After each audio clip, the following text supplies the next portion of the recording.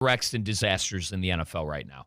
One being the Jags, the next being the Jets, and the third being the Browns. And I don't know if either are fixable, if I'm being completely honest. Well, Aaron Glenn, they brought him Mr. Savior all of a sudden. We get the leader of men tagline stamped above him. How is he in a big game? Hang on. Can we rewind to yesterday's shows real quick? So for those of you who weren't listening yesterday, we were live at the TGL, and Mike Tannenbaum, that's his scheduled day to join, is on Tuesday. And Mike T, it's Christian Cat, if I could loop you in for 2 seconds here.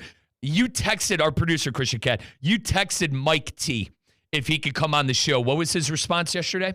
Can we push it to later in the week? Please. Yes. And then he said, thank you, in another text. And when I liked the message, he sent another thank you.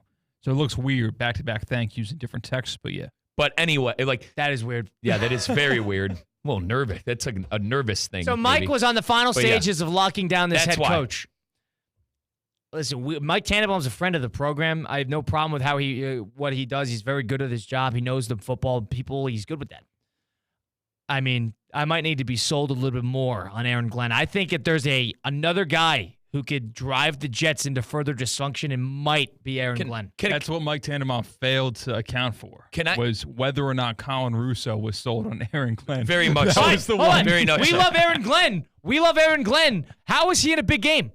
Yep. How is he with 2 weeks rest in his building taking interviews the whole week?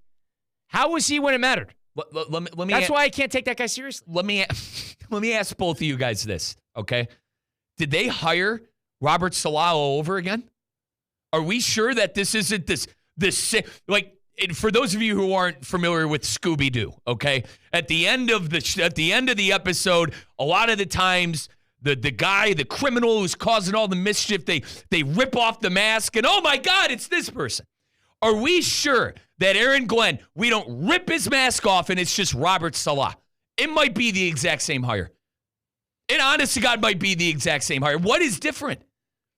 I mean, I'm sure philosophy, a couple of things might be different, but defensive guy was on successful defenses. Everybody thought Salah was a genius. That's what I mean. He was the toast of the city, the toast of Manhattan. He was the ultimate leader. No wonder that San Francisco defense is playing so great. Are we sure this is not a Dan Campbell thing and not an Aaron Glenn thing? People want to, Aaron Glenn as a player played under Parcells and all these great coaches. There's a lot of players who played under Parcells and all these great coaches. And doesn't mean they are great coaches. And Christian, my father yells at me for writing these guys off before giving them a chance. But forgive me for writing off Aaron Glenn before I give him a chance. This is the Jets. You hired the same coach. And it just leaves a bad taste in my mouth that these guys were taking interviews in their off week when they should be preparing. And they're taking interviews, preparing for interviews, setting up staffs. I mean, there's no wonder that Chicago Bears staff already had rumors of who's going where and who's getting signed the second Johnson was hired because he was setting it up before the game. He was setting up who he's going to go after, making calls. Hey, if I go somewhere, will you follow me? Doing that before the game. And then all of a sudden you go into the game, you lay an egg, 45 points. Kyle, bad look. So do you think that the Lions fans and players they have every right to be pissed off. They have every right to be pissed off in my book. Yep. Every right. Yep. Because what are they supposed to think? These guys got hired within days. Johnson, who took them 12 hours. Fast hiring process. How do you stop it? All right. How do you stop it? I don't know if it might be more about the coaches, less about the coaches, whatever it may be. That these guys were terrible. The coordinators get all the praise throughout the year. Fine. Lions are great. They get all the praise. The differential, the wizard offense, the whole thing. How do you stop it? I think there's a component that you could include in contracts about non-competes, not in the traditional sense that like broadcasters or actors or whatever it is, but you just can't start that process yet. Yeah, exactly. So, Christian, wait.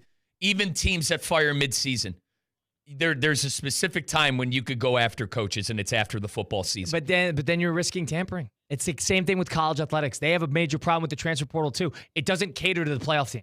The playoff team's the one who gets screwed. Yeah. Because if you're a coordinator on a playoff team, you're going on a run. Joe Brady, all of a sudden, by the time Joe Brady even hits the market, if they go to a Super Bowl run in 3 weeks, then he's going to have to make a decision because by the time we get 3 weeks from now, chances are that of the Saints, Cowboys, Jags, and Raiders, 1 or 2 might be still available. Yeah. And that might be pushing. And we know what's said with these teams that fire their coach midseason. It's they got a head start on the coaching process. They're not wrong when they say stuff like that. Like, does it suck to fire a coach midseason? Absolutely. Are you telling your fan base, hey, guys, we suck. Keep buying tickets, though, and watch us lose every game? It does, but it gets you ahead in the process of trying to find guys. That's why I've, like, the Jets, for instance, and this isn't me going after Mike Tannenbaum. Please don't turn that into it. It's shocking to me that they took this long to get somebody. And I understand the process. Well, I give them credit because they wanted to do their due diligence. But my God, when did they fire Saleh? When did Aaron Rodgers fire Saleh? Months ago. They've been thinking about this for a while. They hired Tannenbaum, what was it, week 15? That's right. They made that announcement that he was going to run that coaching search? It's been going on for a long time. And even before Tannenbaum's Mike not T. involved with the team. Even before, that's what I mean. Even before Mike T, the team has been doing and going through the progressions, I feel like, for a very, very long time. It's not even just the Jets. I'm just thinking generally. I think it's more of a, I would feel more sympathetic towards the Lion fan because now the Lion fan gets their whole staff rinsed off of a guy who brought that franchise back from the ground up. And their coordinators were half out the door by the time you get to your playoff game. They're half out the door. Let me ask you this. Who are these teams that need coaches? The Jets, the Browns, the Jags, the Raiders, the Bears. You guys see a correlation here? Oh, yeah, franchises that could never get it right. They're always in this position. Now, the Browns, I think I mentioned the Browns in there. They don't need a head coach. But regardless, they need a whole makeover of everything that's going on there because they made the worst contract in the history of the sport. But your usual suspects with consideration to the Cowboys and the Saints, right? The Saints, they had longtime head coach Sean Payton. Obviously, Dennis Allen failed. And the Cowboys, who had Mike McCarthy for years. But the teams that need coaches are your usual suspects. And to Cowan's point where this all started, the Jacksonville Jaguars and him complaining about ownership and brass, that's what it comes down to. They have garbage ownership who has no idea what's going on half the time. But I agree. Totally fine. Garbage ownership. But my problem is with these coordinators. My problem is with the Ben Johnson and Aaron Glenn's of the world. How does that look to the former? You can't tell me that the former Lion player, the current Lion player for that is. You can't tell me that they're over the moon for these coordinators for getting a big time job. You can't tell me that they didn't see in some capacity that these guys were half out the door. They're trying to cash in. Sure, and it's wrong. Fine. I'm not saying it's wrong. That's a flawed way to do it because you are hurting the playoff team. Got to fix it. If you have a great staff, you're almost at a disadvantage.